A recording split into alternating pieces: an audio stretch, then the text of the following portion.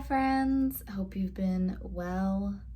Libra season so far has been squeaky chair, has been like really quiet for me. I've really needed a lot of quiet time, nap time. But there's a couple of aspects this week that I'm really interested in, and so I wanted to share my thoughts with all y'all. And that is Mars square Pluto, Mars in Libra square Pluto in Capricorn happening on October 8th, and Venus in Virgo opposing Saturn in Pisces on October 10th. I really think the two are very intertwined. I will explain why. Let's start with the Mars squaring Pluto. Mars is still coming off the conjunction with the South Node that happened on October 4th. I don't know about you guys, but the lead up to that was really frustrating, really annoying. And then day of, it was like, oh, if I just stop pushing so hard, if I just like kind of give up this fight, so to speak, I wonder what would happen. And things felt so much easier. The struggle was gone. I felt lighter. Anyway, so Mars is still kind of dealing with that South Node energy. It's still close enough within that 3-degree range because Mars and Pluto are meeting up at 27 degrees. And, you know, a square with Pluto really brings power dynamics into focus. It really brings power struggles into focus. And then with Mars still so close to the South Node, it reads like bringing up stuff from the past, bringing up old shit. So resentment, bitterness from the past, from situations, because, you know, Mars is in Libra, from relationship situations, you know, not necessarily always romantic, but just situations where you committed to something that you really didn't want to commit to, where you said yes to something that you really wanted to say no to, but you felt you had to go along with it for whatever reason, maybe just to not rock the boat, just to compromise. Maybe you were over compromising to keep somebody else happy. And it's like, now that's coming up for you and you're kind of realizing like, oh, I did all of that and it really gave away a lot of my own power, a lot of my own agency, and I feel really frustrated and really annoyed by that, and I don't want to do that anymore. I'm done with that. As a person with Mars in Libra, I can certainly attest to the fact that when we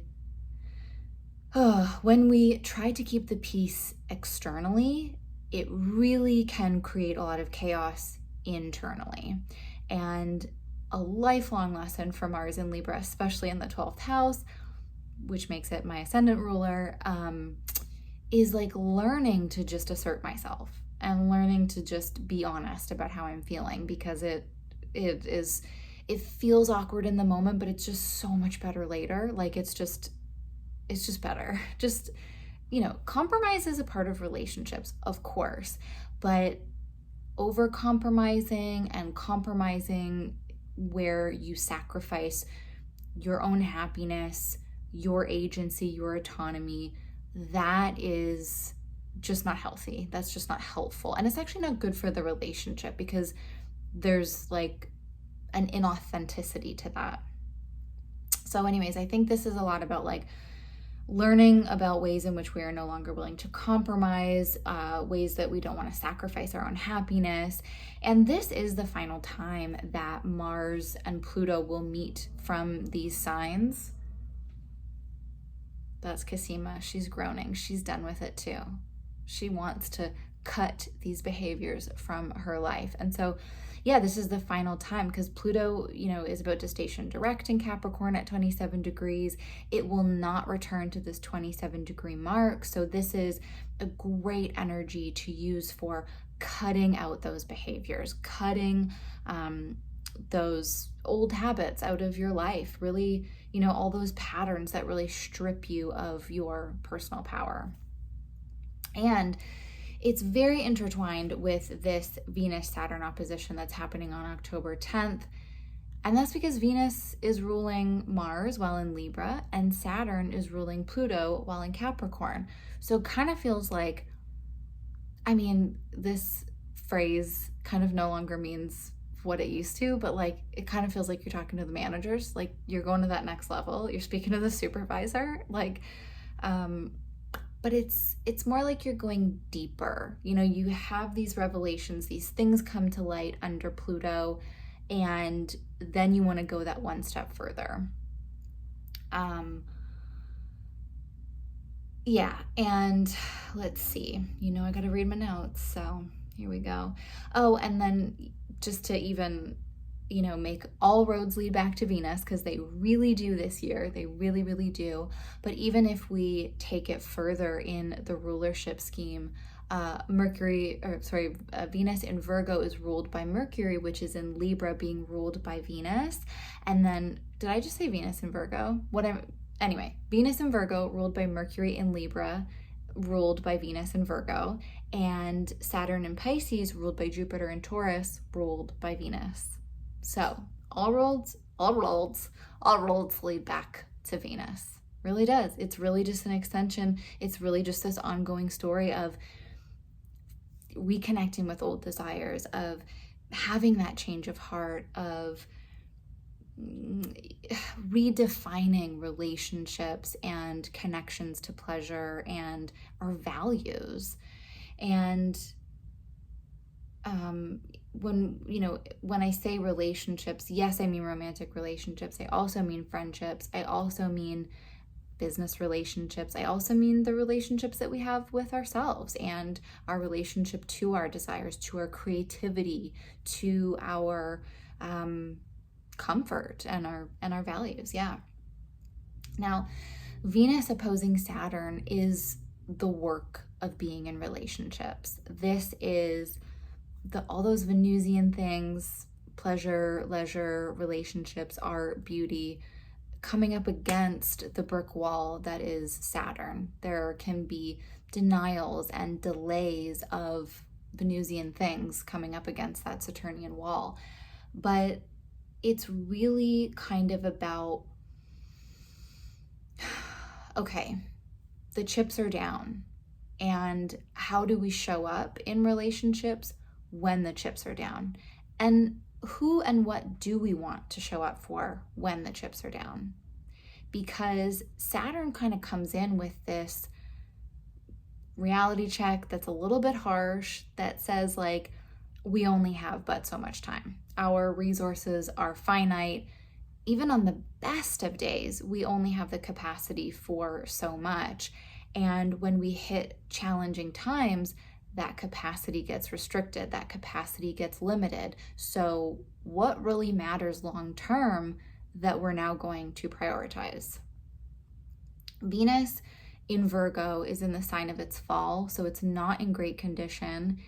It's, the energy in Virgo is a little too like exact and precise. Like Venus just wants to bring together, Venus wants to harmonize, and Virgo does like to sort of take things apart and look at all the pieces. And that does mean that like I think Venus in Virgo is kind of willing to work for things. Like the love language really is like an act of service. So it is going to show up. It's just only going to be able to show up for so much. And yeah, I think there's something about Venus in Virgo that takes the lessons of the Venus retrograde and brings it to our everyday lives, that roots it in routine and ritual and practicality. It's like, okay, we had these changes of heart, we reconnected with old desires, we redefined relationship rules, but now what? Venus only just cleared the shadow of, the shadow period for where it had already traveled all the way to in Leo before moving back during the retrograde. And so it's only now just as I record this, hitting new territory, but then obviously in Virgo, hitting fully new territory, but it only had a very small amount of time in Leo in new territory. So this sign change really is the next phase of like, okay, now what? What does life look like now that we're out of the retrograde, and that with all of these changes of heart, like how do we actually live in that daily space? Yeah, and lately I've been really reflecting on the very finite amount of time that we have in life. Part of me assumes that that is just a natural part of aging. You start to think about, how much time you have left and all the things you want to do. I think part of it is the fact that Saturn is in Pisces in my 5th house of creativity, and it's like making me think about things in different ways. Venus retrograde absolutely played a role. The last 4 months have been defining and redefining values and how I spend my time and my energy and all of that. And this Venus Saturn opposition really feels like a chance to like zoom in on all of that. And yeah, I feel like there's so much that I want to experience. There's so many joys and pleasures that I want to experience, that I want to have. And sometimes I get really scared that I'll never have enough time for all of it. And then I get really scattered and I do like a bunch of things kind of half-assed because I'm like, oh my God, I need to do them all. And then I don't really actually do anything. But anyways, tangent. Point being, I love Saturn for its ability to remind me of my finite resources and to kind of give me that reality check and pull me back into this thing of like, okay, I need to prioritize, I need to sequence, I need to dedicate and devote time and energy to the things that really matter. Like streamline, simplify, get to those pleasures that really matter, discern what really matters.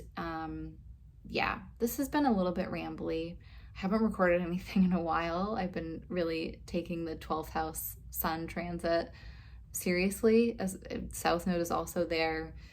Anyways, I think there's a lot of relationship stuff on the table this week, whether that's with other people, with ourselves, with our desires, with our values, whatever it might be. Let's let go of old patterns and behaviors that take away our power, that do not allow for our agency, that drain us, that deplete us. And let's focus on the relationships and the relationship patterns and behaviors and the desires and the values that really matter and that are really going to nourish us in the long term. Okay, hopefully this made sense. Let me know in the comments. Thank you so much for watching, and I'll catch you in the cosmos.